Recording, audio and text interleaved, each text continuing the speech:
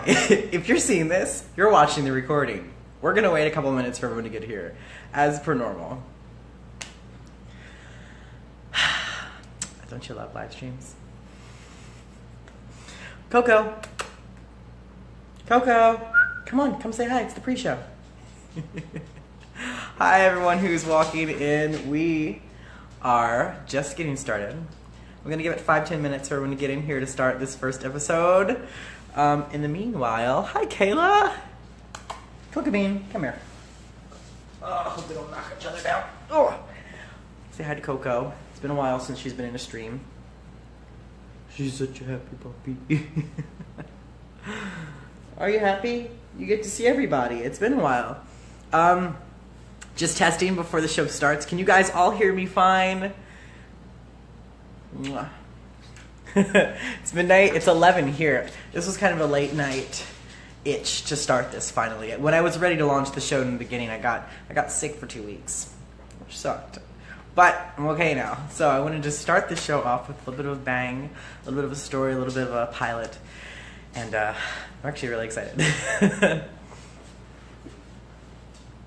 Oh, congrats on your new job.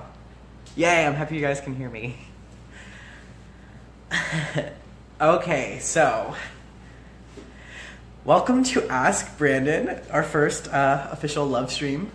So the difference between our live streams and our love streams, our live streams are more about wax. It's more about the fun of wax, the fun of the communities, the selling, all the cool stuff, shipping, the warehouse, the company. Our love streams, I'm building to be more of a platform to kind of talk about why the company exists to begin with. Today we're going to go through a little bit of my story, a little bit why suicide has ever entered the realm of a wax company, in more detail than I've gone in before.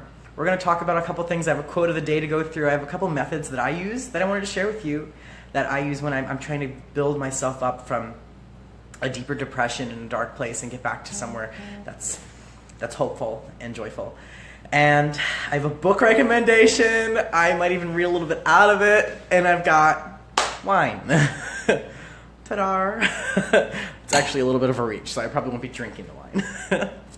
Thank you. It's handmade by an artist out here. Tara, last name. She's great, though. Yes, this is my new house. I haven't streamed from here before. Welcome to my new house.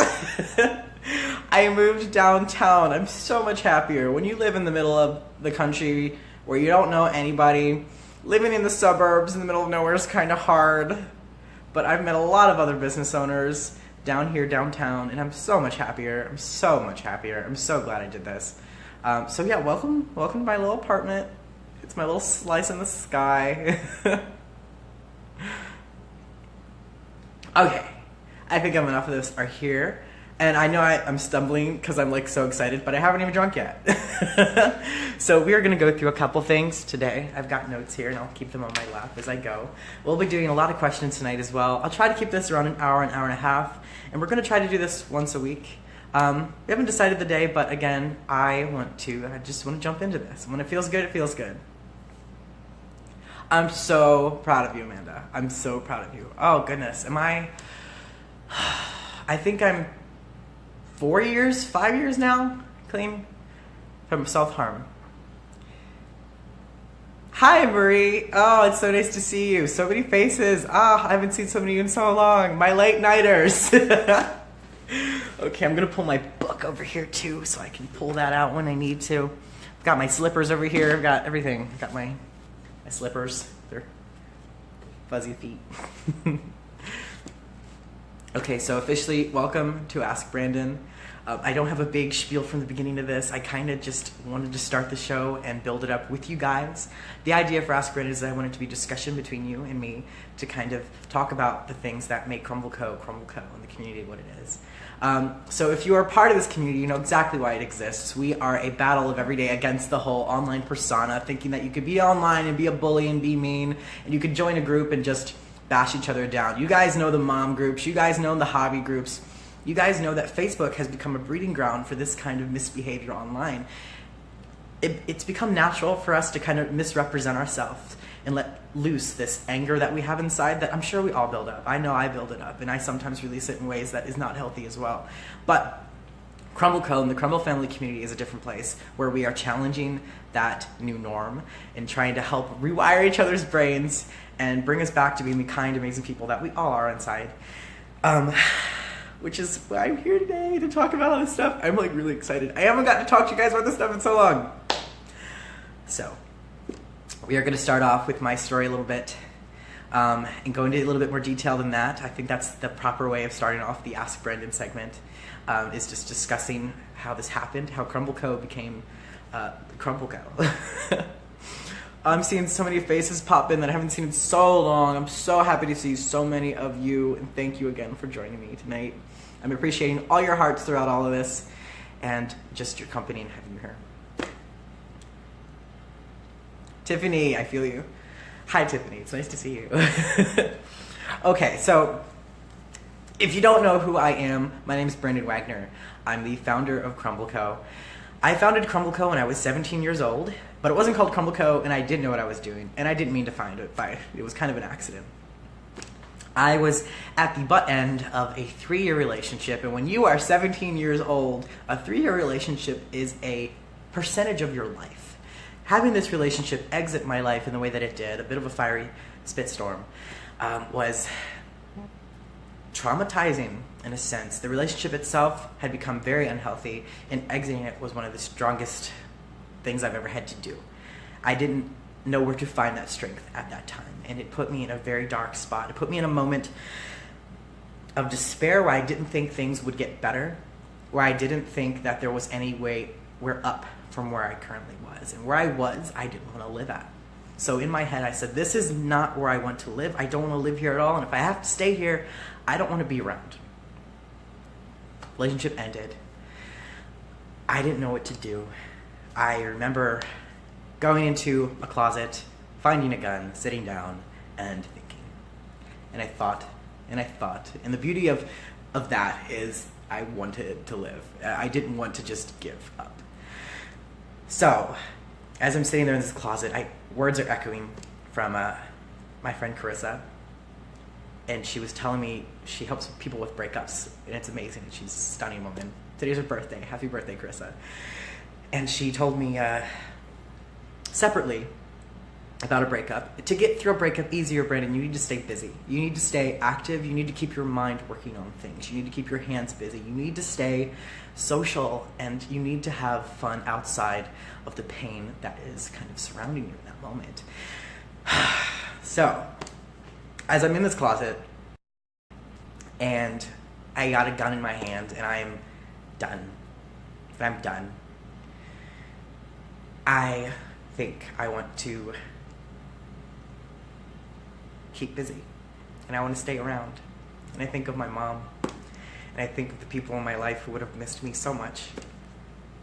And I'm thinking of things that I could do. And I grew up really blessed. I really did. We weren't wealthy, but we had so much love. We were rich in affection. And my parents, they had this extension house that was there before we moved in. It was an old farmhouse. And they gave that to me when I was like 8 as a dedicated craft room. And so what I did is I thought of the stuff that I had in that room, and I went downstairs and I fiddled around. And I remember I played around with making candles when I was like 14. Right before the relationship, I think, or maybe soon as it started. And, you know, totes out to that relationship, by the way. Me and that person are on wonderful terms now. He's a great guy. But when you're young, everything is turned to 110%. But I went downstairs and I'm fiddling around and I'm finding things. And I find these candles and these waxes and these weird things that I made when I was 13 and 14 that I did not even remember, but I was simply playing around. I was an aspiring graphic designer and I wanted to play with making labels. I had $50 to my name. I was very depressed at the time, and I quit doing the graphic design work that I was doing on the side just as extra funds. And so I literally had $50 to my name. I quit for my clients. I couldn't do it. My emotional status was too distraught to work with clients. I couldn't do it, and I couldn't keep them on board. So I had to let them go. So $50 to my name, I walk in, and I go, Mom, and she's got no clue of kind of the emotional state that I'm in. And I say, I want to start a candle company with you. And I thought it out, and I go to her with this proposal.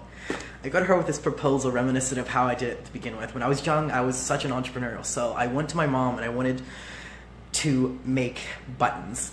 So flashback a little bit to round out the story here. I wanted to make pinback buttons. If you know them, they were like 2.25 inches, and I would draw on them. And I wanted to make them, and I was like, Mom, I'll sell them for $3 a piece. They'll be really fun. I'll pay for the machine myself. And for my Christmas and my birthday, we had to combine them because it was a lot of money to invest in this for what we had. And she did, and she bought me this machine, these parts.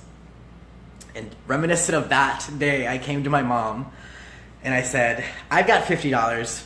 I want to start this company. And it was, at the time, we called it Little Pink Candle.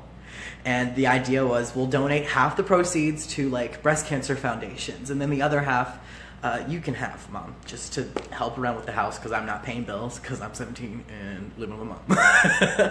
And I think she could see that I was just in pain. And she did not have the money, but she found a way to make it happen. And her and me ordered supplies to start this little company, Little Pink Candle. And we only ordered, I remember we only ordered dye, pink dye. So we made nothing but pink candles. Surprise. Guess why our brand color is pink. And I remember we made scents that were specific to pink. So we had strawberries, we had lilacs, anything we could make pink. And we played with that, and I don't even think we sold more than like 6 or 7 of them. I made the Facebook page, I played around, I had a group. It was called Little Pink Candle, and then it was called Candle Lovers USA, which if you go to this group today, you see our slash is actually, I'm pretty sure it's still Candle Lovers USA. So if you're wondering why that's a thing, that's why. Because this goes all the way back to the beginning. And I just wanted to have a community about candles.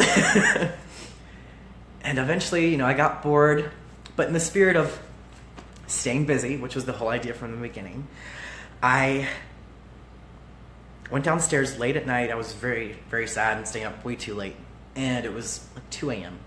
I went downstairs to my little extension, my little craft room, and I had all sorts of things in this room. We had paint, we had easels, we had anything I could have collected, things from yard sales, things found in ditches, all sorts of crazy things that I could make art of. I was obsessed with just making crazy art. Thank you, Victoria. You checked it. It's still Candle Lovers USA. And one of the things I had in my craft room, of sorts, was the most expensive thing in the craft room was my NutriBullet, my food processor NutriBullet. I got into blending things, and it was a birthday present. And I had it in there, and I had this brilliant idea of blending a candle that I'd made. Oh yeah. I just wanted to stay busy. I was like, if you stay busy, you stay alive. If you stay busy, you're here tomorrow. If you keep your hands working, you're going to be fine. So I did. And I'm downstairs, and it's 2 a.m., and I am blending candles. And I do one, and I'm like, wow, this is fun. And then I have this powder, and then think back to the pinback buttons. We had these little 3-inch bags we put them in. And so I had a certain